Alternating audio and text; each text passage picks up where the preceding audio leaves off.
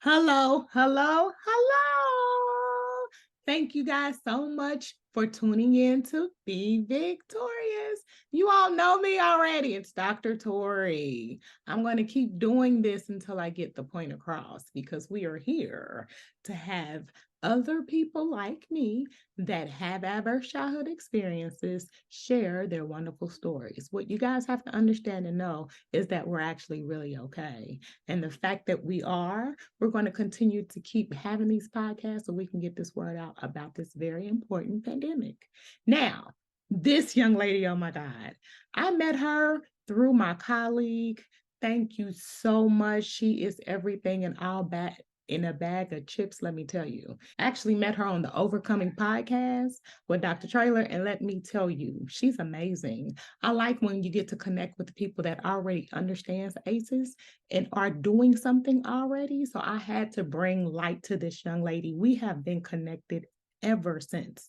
So I had to move her up too. You know why? Because she's amazing. Karli, where are you? Hi, thank you so much. I think you're so amazing. And Thank so you. I Thank you. love connecting with people that already understand ACEs and knows about ACEs. And I feel like it's like standing united and joining with somebody because that's somebody else that understands and knows this passion that we have about educating people about it is real. Yes, And I yes. thank you so much. Yeah, thank you. That's so wonderful. Thank you so much. Yeah, no problem. So you get all of the information. And I also noticed that you retook my ACEs quiz. Thank you so much. Yeah. What did you think about it? I actually thought it was really wonderful and um it was easier to answer the questions, I thought. It had a better like description of each thing, and it gave me enough information to actually get my accurate score, I felt. I hadn't really I hadn't really felt like I got my like accurate score before. I wasn't really sure because they're kind of endless over here. So um so I They wasn't are. really sure, but yeah, so I was able to really figure out like some details that I just know were missing in that initial ACEs test that we all took. And I will share that's the reason why when I completed my dissertation, it just was so incomplete. And I think maybe that's the reason why Yeah. people are like, okay, score, what's next? Yep. Because there's no clarification. And so I wanted to make sure that I define that. And I thank you for taking it because I talked to a few people about it already. Now, Mhm. the good thing is I can actually do that because I've done it already. The Right. dissertation is already out there. So if people look, they'll see that that is exactly what happened. So I'm collecting more information because Yeah. I want people to understand and know that if you know about ACEs, you can help yourself so much. Yep. Yep. It's so true. And ever since I understood what was really like, keeping me what seemed like behind all the other adults. Like I really felt like I was running behind, except there weren't any grades anymore to tell everyone how I was doing. And so the measurements were so hard. But once I understood like, my ACEs and what had happened and like what I actually needed to work through, like I was so much more capable of one, continuing the healing work because it gets a little harder, Right. and two, undoing, all the things that happened in my childhood, but then in my teenage and early adult and adult years that were, also, traumatic, and uh, they were adversities, that I had to get through. And so I think and we'll totally talk about what else I think should be included, because I definitely think there's some pieces, and I'm going to talk about ADHD. So Absolutely. And I'm going to shout out Marv because he started this. Now people know and people do know that the study is being revised. Like I said, I can do it. Thank the Lord for having that opportunity and having that research already where I can. great. Marv made a suggestion last week, and you're making one too. This is cool because I feel like with the recommendations that I did make, now, again, for the people that made recommendations out there, the more the merrier. Congratulations. I took a lot of information from a lot of people to complete my dissertation. So, yes. Totally. But to see community violence on there, oh my God. Yep. So important and so under discussed. And Yes. that's a huge part of what I definitely talk That's about in my story for sure. absolutely. So Yeah. tell us your ACEs score and then tell us your new ACEs score and then tell us about your story. Yeah. So initially, um, I got I think my first ACEs score, I want to say between 2020 and 2021 is Mm, probably when I actually got my ACEs score. I was in a master's program for mental health counseling, okay. and I was completing, it was like the second class, I think. It was like on all the different theories, and we got to some more relevant current day things. And I had started exploring a recent diagnosis. I had gotten ADHD. Mm, Um, and I kind of also was tying that to ACEs when I was looking at like ADHD and trauma. That's when the first time I saw the Kaiser Permanente study about ACEs. So mhm. when I was looking for research to write this paper, I that was the first thing that came up, and one of the only things that came up, which was disappointing, which is something you've mentioned as well. But it is one of the only studies, and it's from I think when I was a kid. I don't know. I was born in 91. I think so. Yeah, I think I was like 5 when it happened or something. But yeah, Yeah, so it actually was out in 98, but they started doing the study about 95-ish. Yeah. yeah. But yeah, so that was like the first, and I don't necessarily remember my first. I think I took it a few times as I was writing that paper, and I was like learning more about trauma and ACEs and the ADHD pieces that I was tying it to, and I was like, oh, this is Mhm. problematic. This is a lot. And it was also really hard to like conduct any, even just like research for that because there was definitely nothing talking about ADHD and ACEs. Right. And so yeah, that was my first introduction to ACEs. And then I took yours recently, which I've taken it. Yeah, I took it, I think a few weeks ago when you first You introduced did. it. Cause I was immediately like, click, and then I took it again today just to make sure. And yeah, so my score is 10 out of 11. Okay. And I, yeah, I am definitely, Yeah, that's it. yeah, I feel like I have a high score. I'm part of the high But score club. but the thing is, it's okay. Right. You Right. live to see another day. Right. Yeah. And you have been doing some wonderful things. People need to know and understand that, yes, we advocate for mental health, and that's fine. Mm, Living life. We've accepted our ACEs. We're doing what we need to do. yep. And you are definitely doing that. And not only are you doing that, you're doing that knowing that you have ADHD. Yep. Yeah. And so, yeah. And that, this past 3 years of this like kind of healing journey, Mhm. and having like late identified ADHD, has been an entire, whirlwind of itself, which, so yeah, I guess a little bit of my ACEs story would be, so my family, at least for sure my mother's side of the family, pretty much all have ADHD. So my mom is now formally diagnosed. I believe my one of my two, if not both of my sisters are formally diagnosed. Um and I say usually like I've been trying to change my verbiage to late identified instead of late diagnosed because not everybody has access to diagnosis, Right. and treatment. And you don't also need a formal diagnosis to be valid, and to have ADHD and to get to be a part of the space. So, And uh, I didn't want to take away from your story, but no. I am undiagnosed for sure. Yep. I really did not. I found out kind of similar to the same way that you did, and I was really offended. I was in school to get my master's degree in special education, and the Yep. teacher came and passed an article to me about adult ADD.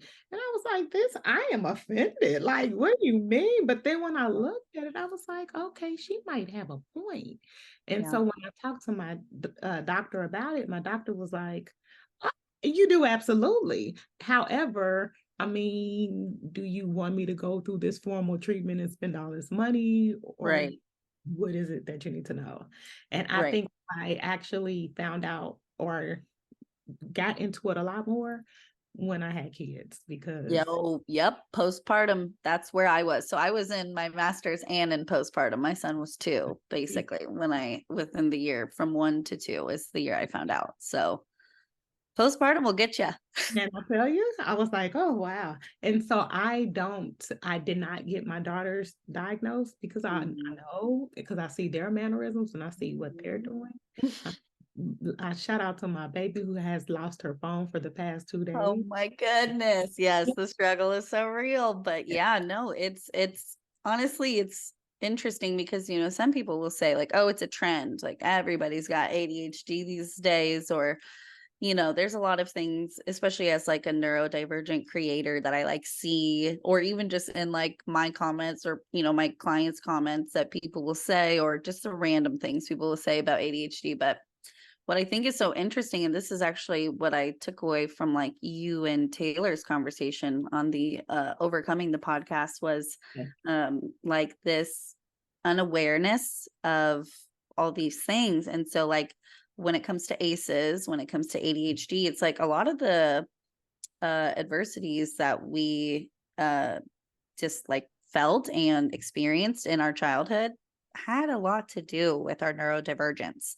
And trauma, CPTSD, complex PTSD is also. So that's if you have ACEs, you may have CPTSD. No offense. And you were like, taken aback when your teacher sent you that, that article. And I think that's something we talk about often in like my circle is like, how do I tell my friend I think they may have ADHD? Or some of my friends who are like, yeah, I think I have that. And I'm like, what do you want to do about it? Because everybody doesn't go straight to their psychiatrist and just do what I did. And which everybody has their own journey with their own mental health and all these things. And I just I for 30 years been so frustrated with all these setbacks and these things that were like seen as my fault that were not my fault. And at first I just thought it was ACEs and my childhood trauma and my neglect from my childhood because my parents were also undiagnosed neurodivergent people and they use substances to cope with those things. And my sisters grew up all using substances to cope and lying about using substances because we wanted to be good girls and we were supposed to grow up and go to college and do good things and become good people and not become another statistic. My entire life, my sisters both had kids really young. And I remembered like, don't get pregnant, whatever you do. That was like, if you asked me what my goals were in high school, I like didn't even know my friends took the SATs. I was like, when did y'all do that? When did you Right. take the SATs? Because, girl, I lived with you. So, where were you? And how did you do that? And who took you? Because I want to know. Was I at work? Was I at work? Is that where I was? Because nobody told me. And so, like, all these things that were like, this is not my fault. You know what I mean? Like, Right. what I thought it was. And there's so many things where I'm like, I see now that we're ADHD related, losing my debit card, cracking my phone screen, locking my keys in my car, and it costs you money. And when you are a child of parents who are in disarray, you don't really have money to be paying what we usually call the ADHD tax. Like, I don't have the money to just like swipe my card every time I have an inconvenience or a late fee or something like that. And so, Tell the truth. yeah, I I think I think people have to understand. And I'm glad that you're sharing your story, sharing this part of the story, because at the end of the day, I'm sure you're like, I'm glad that I know what's going on now. But these are the things that I seriously have to experience as a result of my average childhood yep, experiences. yep. And I think it's frustrating because as a kid, you were just like doing whatever you could to survive, to stay safe. And for a lot of us, it was masking. And this is something that I've been learning a lot about is like perfectionism, especially as a white woman.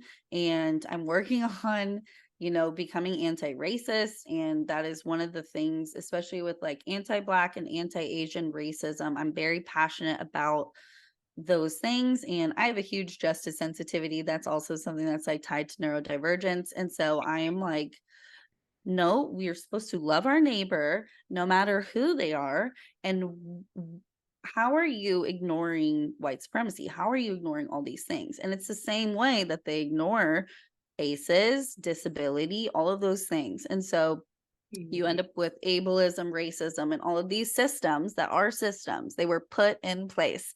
And so, I'm really trying to learn more about it, spread awareness about it, and also make sure I am in a space where I'm not, spreading things that are re-traumatizing or, traumatizing the first time, or, things that are like, or reposting things for people who clearly have values that, maybe a Black person or a person of color sees in my story or on my feed, and they don't trust me anymore and they don't feel safe in my space anymore. And so, especially, I'm also a member of the LGBTQ community. And so the advocacy there is like, it's so huge. And it's another piece of like, in this country, there's a lot of broken systems. And it's like, we could sit here and be so pissed about these adverse childhood experiences we had. I told my mom the other day, you should be able to sue your parents for this, even though I know my mom has ADHD undiagnosed too. And see, for me, when it comes to mom, because I love my mom to death, I just feel like it wasn't her fault. Yeah. So I really can't be upset about the things that are going on but growing up, I was so mad at her for everything. So I'm in a point now where I'm still trying to forgive because of years of of the things that happened to her. It's like, okay. And I get it. I promise you I do. I want to go back to something you said. You said, as far as ADHD, people have to understand. More and more people know about it. It's more common. It's ACE is common. Like it's because people don't know about ACEs. They don't. They don't. They like to say childhood trauma so much, and that's okay. If that's what you say, that's fine. But there's no Adderall there. I mean, I spent the past 3 years in schools, and they don't have students are diagnosed with it, and they don't even have medication for them now. So it's like, I'm in meetings. Is this the result of them not getting their medications? And it's like, yeah. And that's the reason why, again, another huge example of why I want to address ACEs really bad. Yeah. And I think, a lot of the times the kids, and it's not to say that every kid, who experiences ACEs, doesn't have privilege, doesn't have any like, financial stability. But I think those are a lot of the things that we do also need to address in this country. And, as an adult with ADHD, like, when I can't afford my ADHD meds, it's like, I can't afford to sit here all week and not get any work done. Like, how am I supposed to face my clients and tell them like, hey, I was trying to build your website, but I got distracted 15 times. You know what I mean? Like, it's not, and of course, like, I work with people with ADHD, and I think that that works best for me because I get them and I can support them, and also they get me, and we're compassionate with one another, and it's very helpful to be joyful in my work that way. But also, I think, to a point, it's like accessibility is huge, huge. And there are so many things that, because, nobody ever called like CPS on my parents, or we never got taken away. I didn't get any support, support. I got a job immediately when I was 16 at Quick Trip, a gas station. I don't know if you have Quick Trip where you're from. I do too. I love it so much. I love it so much. But no, and I worked there for 3.5 years, and that place raised me. That's like one of the 15 places that ended up raising me, because, and my work ethic came from having to run around every 20 minutes and make sure the entire store was clean, and then go outside and clean the gas pumps. And I probably did they have with your ADHD? I know I did. Which I love so much. Which is the reason why I advocate for extracurricular activity, because you can't get it out. And if you can't, oh my gosh, well, and just so you know that's on the website too. Yes. I know. Resiliency, I didn't see it. And for anybody that knows, if you've completed a dissertation, it's because it wasn't there. There was a need for it. Yep. So I saw resiliency and then I saw extracurricular activity. I said, oh no, they saw my work. They had to Mhm. have it because I am the only one out here that is recommending for everybody extracurricular activity. Right. And I think, that's one of the biggest things that it's funny because even as a kid, I remember like, thinking like, oh, Karli only wants to play. Karli only wants to do fun and cool stuff. And ADHD is totally like a novelty driven, dopamine driven thing. But I think, like that was my thing. Like my mom was like, you only want to eat candy and you only want to go play. And I was like, who's mad? You know what I mean? And Right. who's wrong here? Let's talk about it. But I think what's funny is like, we start to grow up and we are, still like in that mood where we want to do those things a lot. And those are the things that, drive our interests and we're driven to and drawn towards. And then we, get told like to grow up or you're lazy or you need to do all these things. And it's like, no, you need to learn how to play again. Good. Because play That- is healing. because I'll tell you now, I have young daughters. My Mhm. daughter is turning, I have one turning 11 tomorrow. And Aw. I think because I have young daughters, people think that I am young. I am not at all. I am 4 years from 50 and I am a-okay with it. You know what I mean? Because I Yes. know that I look young. I don't get it at all. It's like, Yes. because I think that for some odd reason, 46 is supposed to look a certain way. Right. No one ever knows how, but it's because I'm very energetic. I've Yep. always been all of my life, like all the time. And then I have three girls that are the same way, and I know how to deal with them because Yep. I know how to deal with myself now. And Right. that's what you're doing. Right. And the reason why you're pretty awesome. Thank you. I did my research on you. Of course I did. Of course I It's did. the best Okay. thing. Yeah. So tell us about your job and then tell us about you have an organization that you work for. Well, one, so I work for like a few creators and entrepreneurs. And then I have like an entrepreneurial journey that I'm going on of my own as well. So You have that, an Instagram page. yes, yes. That's what Um, I yes. thought it looked like a company, and it is a company, right? Right. It's eventually would be like a community. And so yeah, I have like a lot of things going on this month. And so I'm not pressuring myself as an ADHD entrepreneur. I work with myself and give myself time and space to prepare for and be I was actually ready. I got it. Yes, yes. Good. Um, so yeah, so I in my day to day, I actually this past February I quit my full-time job. I was in retail management, like coffee management, and I've been in retail for I think literally it's been like 16 years now. So half my life, because I'm 32. So yeah, so I quit my full-time job this past February to pursue just like freelance work. So I've been creating on Instagram about ADHD and just mental health advocacy for I think it's been about two years now, I think. And in that time, a lot has changed in my life. A lot of healing has happened, a lot of understanding about ADHD and just processing my own grief and trauma and learning about my resilience and how to be a healthy, resilient person instead of a negative coping skills resilient person. And the identity that I never really had the time to find as a kid. I was able to find it now. And so in doing that, I've really understood a lot more about social media and have done a lot of work in social media, a little professionally and a lot more just like personally in my own life. And so I caught on really quick as ADHD people who are obsessed with something do and millennials who just have been on their computer since middle school.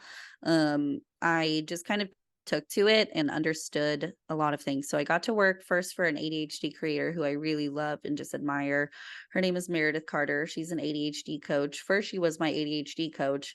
And then over time, I started working for her, and she has an ADHD community for adults. So it's super accessible, and it's truly saved me. Like, it is the only way I cope. And it is one of the most, I tell her all the time, like, I'm so thankful for her community and the space to go be an adult with ADHD and talk to other people and figure out how to get this freaking to-do list done, et cetera, et cetera. And the mothers and the hormonal stuff, it's just like so nice to have people who have that other lived experience, Right. to actually talk to them instead of people who have no idea what you're talking about or make you just feel wrong or weird, even if they don't mean to, because they just don't have the same experiences. And so I started working with her and just really was able to, from there, kind of just shoot my shot with other people. And ADHD enables me to just reach out to the people who inspire me and to say, like, hey, I see you and your business, and one, I'm really inspired by it, and two, like, I have, I do virtual assistant work now, and I basically have a specialty in social media and social media strategy. You're out there. Yeah. I And like so, it.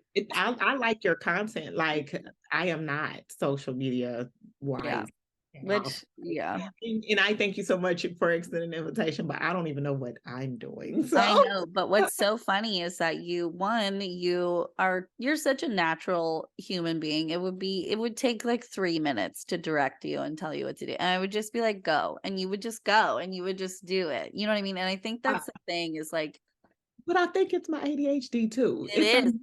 makes sense. So it's like It's hard. I remember when you did offer, and don't, please, Oh, I no, thought I was no, honored. no worries. But when I tell you I don't have it together, I couldn't I wait for know. this No, discussion I know. because this is our commonality. And then it's the aces, and then it's, everything. I am so excited that you are now a part of our community Yeah. because Yeah. we gelled immediately. Yes, yeah. And I think what's really, important for me is like, and sometimes I do like certain, like, trades and certain things like that too, but I think what's most important to me is like, I quit my job because what I do has to matter. It has to matter. And I have very high standards for what matters. I have not been a very, I haven't had, I have a lot of privileges, especially as a white woman. There's plenty of privileges that I get every single day. And I also am a queer disabled person, and so there's plenty of hardships that I encounter on a day-to-day basis, and ableism that I encounter. And so I think the understanding of, having to do work that matters to me, and not necessarily that I have to change the whole world, because one, I do not want to be a white savior, and two, I don't have the power to change the whole world. I am just like one person. And so for me, it's like, okay, how do we create a community and a network of people who are all going to support each other, all uplift each other? Because one, for me, I want ADHD entrepreneurs to be successful in general. I think that we should get to have work that fits our lives and that is realistic for us to be parents and to be there for our kids and be there for ourselves and our mental health, and also pay our bills and not have to stress about, doing all these things or showing up 40 plus hours a week to these jobs that ask and demand a lot of us, especially working in the spaces you work.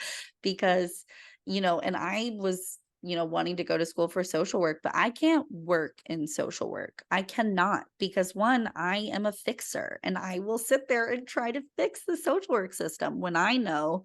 Dr. T's, yeah, got it. It makes Yep. sense. Yep. And you That's can't. the reason why we came back on the last time, to just let people know there are reasons we could definitely, we started off in school, let's be clear, but we're serving a bigger purpose here. And Yep. I think we lost commonality now. Very Yep. good. Yeah. Mhm. And I think that's really where I've decided to just start putting myself out there, and I'm never going to claim to be, have some credentials that I don't, or, you know what I mean? I share my lived experience, and I have a lot of professional experience that helps me, support ADHD entrepreneurs. I've worked for a local business, I've worked for a big corporation, and, I'm able to help ADHD entrepreneurs get, um, their work together and their list of things that they need to do and what other supports they need to like get their lives together so that their business can thrive. And also, most of the time, ADHDers are like me and think about, justice sensitive things and accessibility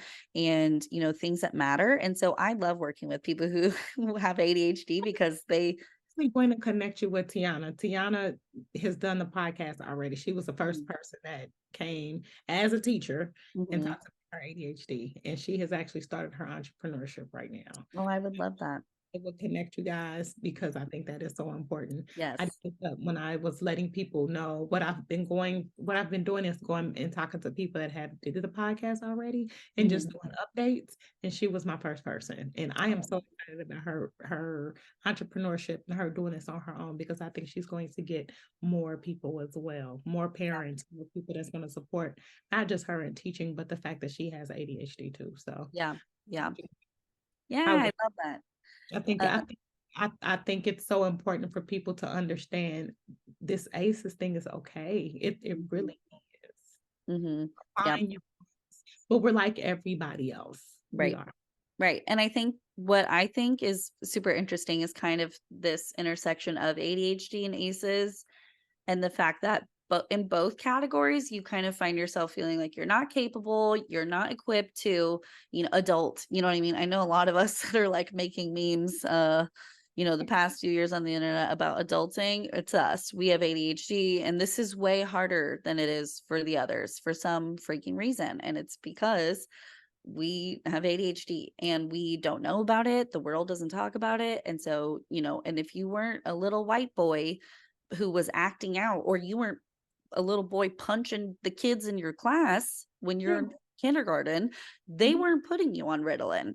And I know for me, like my mom got told when I was 5 years old, I didn't even know this until I was 30 on my 30th birthday. When I was like 5, they told my mom, like, hey, we think she might have ADHD. And she's like, what do you mean? She's amazing. She is so cute and so fun.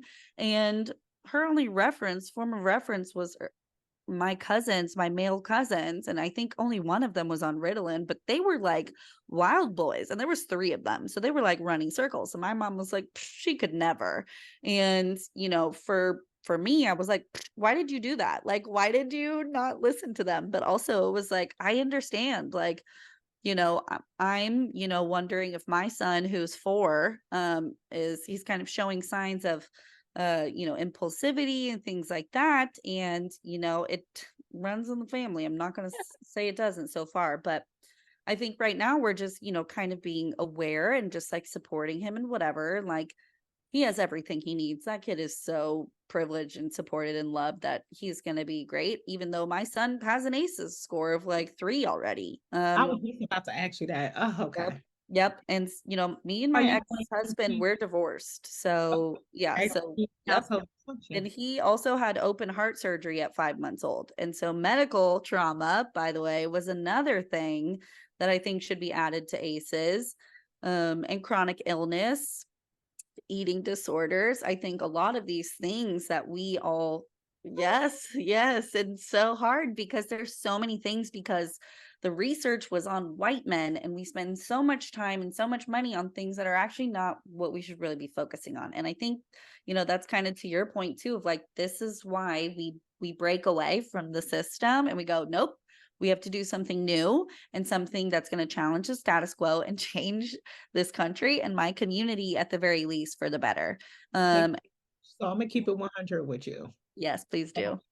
I Yeah. think I appreciate that because let's be clear, the first 3 people were African Americans. Yep. In 1998, when they did that study, African Americans wasn't included. So we don't take this seriously at all, Nope. unfortunately. Right. I hate it.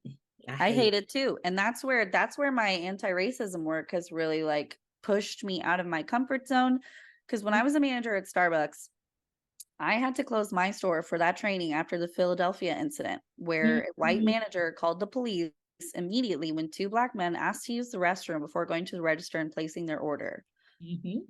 I could have very well ended up being that same woman because I worked in Central Phoenix where anyone at that time, we were given specific verbiage from local leadership, not corporate leadership, local leadership, to not let people in our cafe just sit. Mm. Now, obviously, that is not the case with Starbucks, but when local leadership doesn't know what to do with transient communities, that's what they tell them to do. Except, let's talk about bias training and let's talk about what you have done to prevent this. Nothing.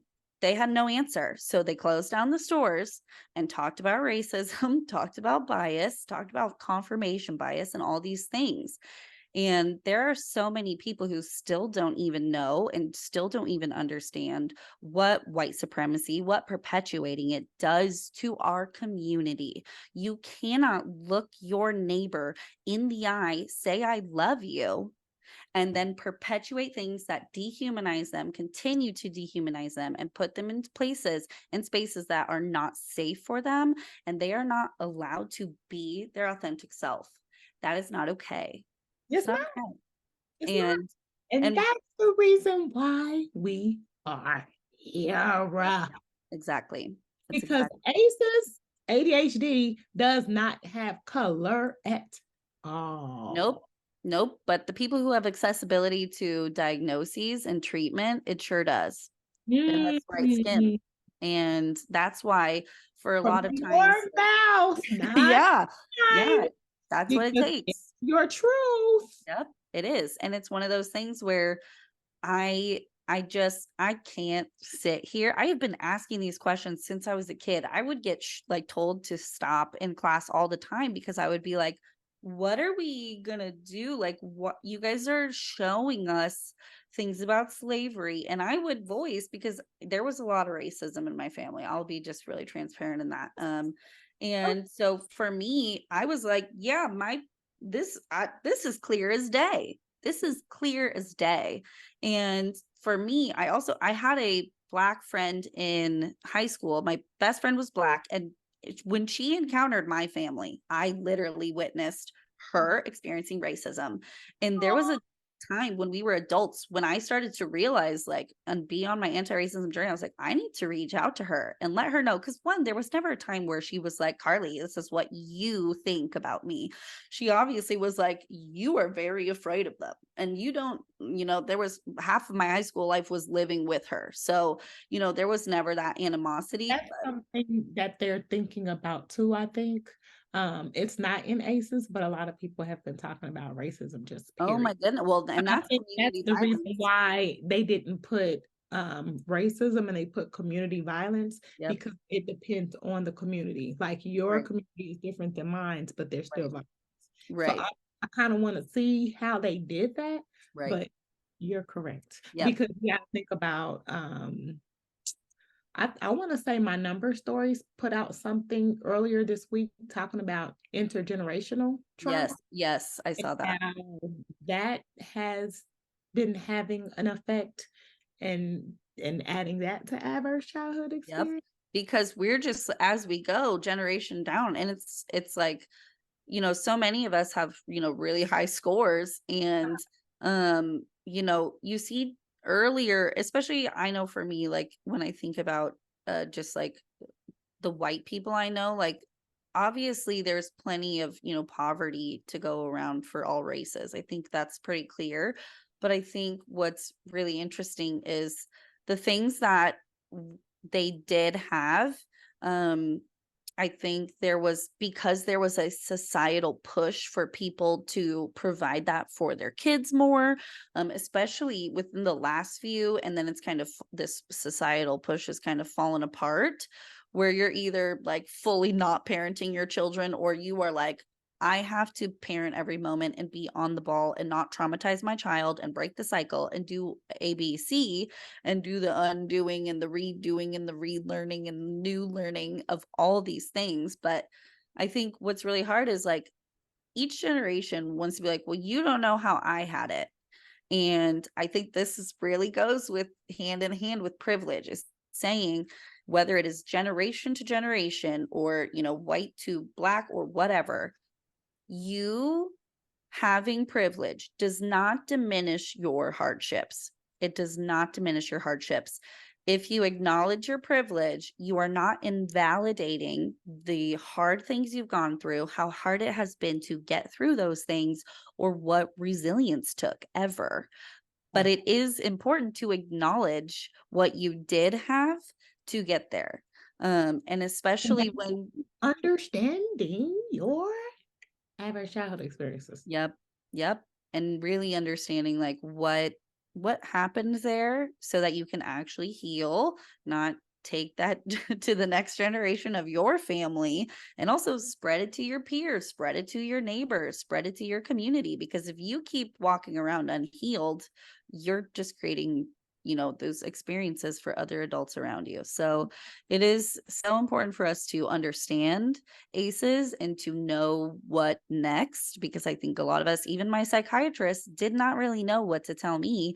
He's like, yes, you have ADHD and you have CPTSD and you have major depressive disorder and you have generalized anxiety disorder. And then Mm. he gave me, without an assessment, believed me that I had ADHD, gave me Adderall, and then over prescribed me Adderall to where I ended up with a bipolar misdiagnosis that also, after my father died, triggered my divorce and me losing my job. Wow. And yep. And then I myself realized the trend of, because this happens to ADHD women all the time with misdiagnosis of bipolar disorder, because they're on stimulants and people think they are manic.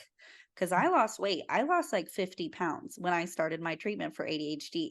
And my doctor didn't think anything of it. I developed an eating disorder and I got a misdiagnosis of bipolar. And the Wow. first thing that triggered me, this was this year that I went into my doctor and told Oh, him.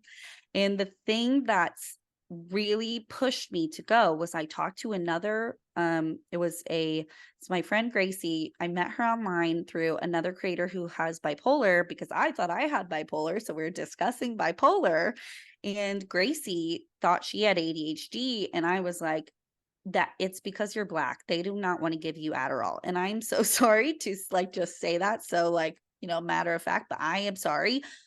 It's true. And so I pushed her, hey, try to get an ADHD diagnosis. And it is scary because as a black woman, she had to go push that doctor, say, I want stimulants or I want this. And that's what they assume, that you want drugs and that you are black and you just want drugs. But a white woman who is now being called manic and being overprescribed Adderall, no questions asked, basically, gets an eating disorder and has to discover herself that she does not have bipolar. I am so sorry to hear all of this. Whoa, Thank whoa. you. So I look, man, that's a lot. A showstopper. No, it's I mean, Carl, you didn't, Jesus, you didn't tell me all that, but I I know. can hear it. Yeah. So the thing is, we probably won't be going for no diagnoses of ADHD. Right. Because Okay. she did. She just got hers. And I was really proud of her because that takes guts. It takes guts. Yeah. I'm telling you, when I went, I promise you, she said, absolutely, you do. And I said, okay. So can I have some papers or something? And she was like, are you sure you want to go through that process? Because that's Right. going to be very expensive. And I was like, Right. Which that in and of itself is like, is that true? Is that because right now, like the insurance that I have is not great. And so my meds are pretty expensive right now, which we know they're rising. There's an Adderall shortage right now, things like that. yeah. But two, I think, it depends where you go. It depends who you see, but there is accessible treatment for ADHD. And what's really great, I actually think about ADHD is if you find like a ADCA certified ADHD coach, you're probably gonna find somebody with way more lived experience. Right. Which I have found is really the key to all of this, is like get a provider with lived experience or get a coach with lived experience or whatever, because one, and this is what I kind of mentioned at the beginning, you don't need a diagnosis. You don't. And you have identified that you have ADHD. You are more than qualified. You have been around it. You literally worked with children in the spaces where you're taking care of kids, you're working with kids with ADHD, you're assessing their IEPs with their families and Yeah. discussing they don't have behavioral issues, they have a disability, and we need to Yep. come alongside this child. Yep. And then we see these, these numbers, and I don't have, perfect numbers or anything like that, but with, children of color who are getting, behavioral issues, being told, there was so many kids from my childhood, because here in Arizona there's a huge Mexican population. There's obviously, we're right here. And so a lot of my classmates were Mexican. Almost all of them were in special ed classes, and not just ELL, like English classes, but in those classes where, their behavior is what got them in there. And Right. I'm sitting there with what I know to be so far, I think, two learning disabilities and then a developmental ADHD disability. And I'm sitting there, I'm masking and I'm pretending, because I'm really good at spelling, that I'm like having a good time in school and just trying to be a good girl and sit still and stop talking so much and stop getting so excited so much. And then I didn't get any help. And Right. I didn't get any support. I never got to go to those classes. I had to figure out as an adult that I have learning disabilities, because Yeah. there's no screeners for these things. There was nothing when I was a child. And in Arizona, it's like the 50th, 49th in the nation for education. And I'm sitting here like, oh my goodness, I have to put my child in these schools now. Like, and not much has changed. And so again, yeah, that's what really, has led I us think to this work. amazing that you brought this up, because you would be the first person that actually are sharing. I mean, everybody's story is different, of course. Yeah. Yours is definitely about to be so relatable. Watch, because it's us. Yep. Yep. And Somebody is going to be and say, yeah, that's me. Or, because I know for a fact, again, like I said, I've said it. No, I've never been diagnosed. I've had people tell me, and I've right. never, not at all. Right. And Special education since 2002. So I've been right. a long time. I knew how to work with our students. And I think that's the thing. I think that is I have to let people know that under the ACEs umbrella is that emotional disability. Emotional disability is a disability in special education. Yeah. And so it's like I'm trying to make it make sense to everybody else so they can understand this is the reason why we have to advocate Yep. for mental health. We have to advocate for adverse childhood experiences. I'm starting in the schools because kids really need to know. And I don't want to say it like this, but I am fighting for kids now so they won't grow up to be adults like us. Yep. Don't understand this is the reason why these things happened. Yep.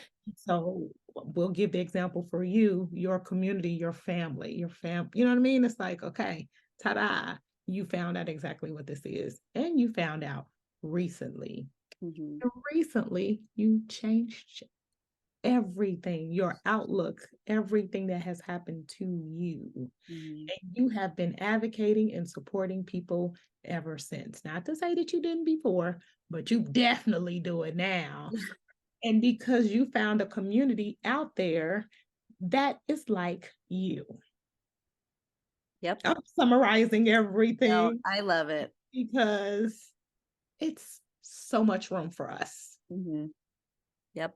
And I And got to get your story out there. When I yeah. talked to my dissertation, I was talking to my dissertation coach, and I was telling her, and she was like, Torie, it'd be so cool for you to do a qualitative study. And I was like, I would think that the podcast would be considered, because these are really people seriously telling their story. So it's not Yep. just me, it's all these people that are saying this. This is the only podcast that is talking about adverse childhood experiences. And Yeah. so people are going to catch on, because just like I told my producer, I don't want to do season 1, season 2. We just gonna keep going. Yep. going because more and more people are going to tell their story. It's Yep. not, how do you feel?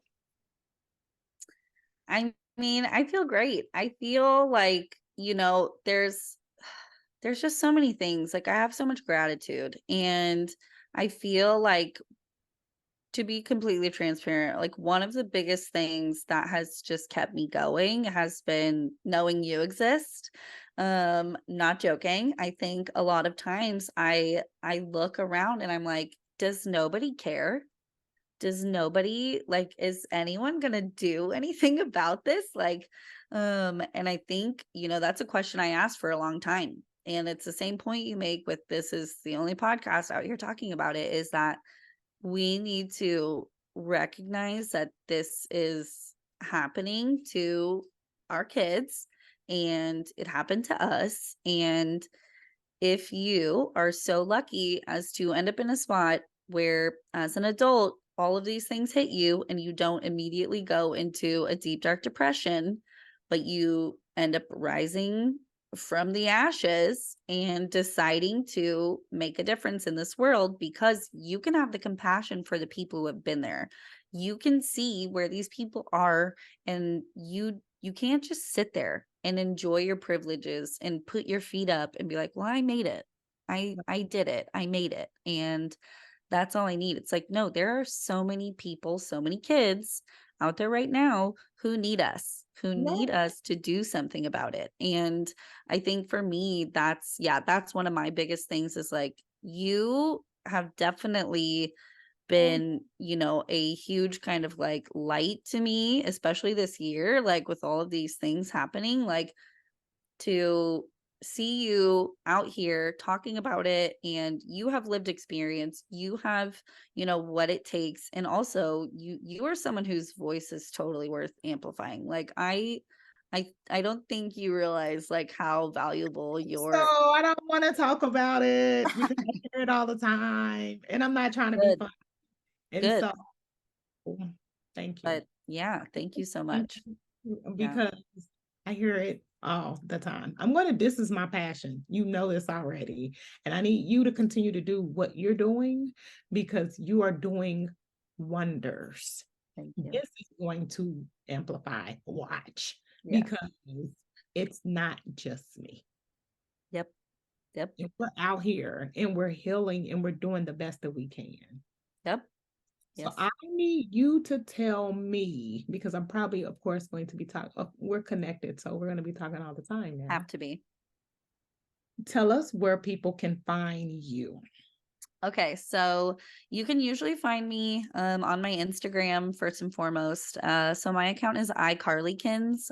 My name is Karli. So yeah, so that is my main account where I talk about my story, my ADHD, my CPTSD, and I also have a small account. It's something I've recently started, but it's called Mental Mama Co.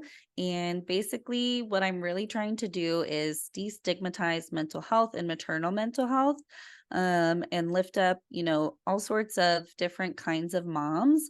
As a member of the LGBTQ community, I actually identify as non-binary. My pronouns are she, they. And so I know that there's a lot of gestational parents out there, and mothers who don't identify as women or as mothers, and there aren't necessarily a lot of spaces for us. A lot of the maternal spaces are white privileged mothers, and I don't even relate to them. And so I think when I realized that, I was like, I would really love to create an inclusive space where, you know uh parents and moms who all have had this, journey of motherhood, especially those of us who have had to reckon with our mental health after postpartum. That is a huge phenomena that happens to a lot of women and mothers and femmes. And so I think having, like my kid had heart surgery at 5 months old. Like I want to know other heart moms, and I want to be in spaces where, one, it's safe and not traumatizing. Two, I can be who I am authentically and be in that space and be open and ask questions and learn and hear other people's experiences, but also a place where we can also just like go as moms, and find that village that none of us, really ever perfectly found. And obviously, I think, some of us have family and people who come around us, especially when we have children and kind of rally, but a lot of us don't. And motherhood, even when you do have people around you, can feel super lonely and isolating.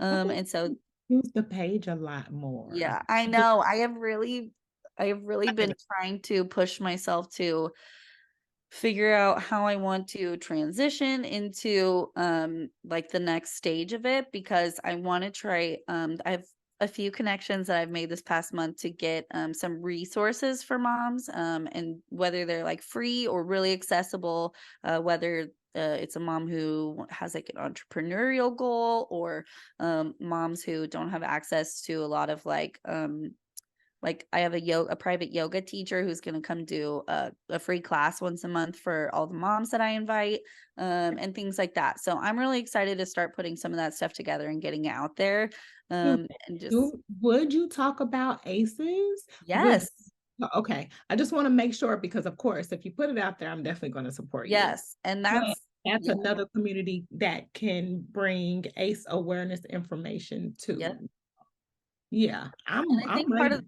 yeah, and I think part of stopping the cycle is me starting Mental Mama and supporting moms and supporting kids and being, that community that actually gets, to support all these different kinds of moms so that their kids get also support, so that we are all growing up happier, healthier.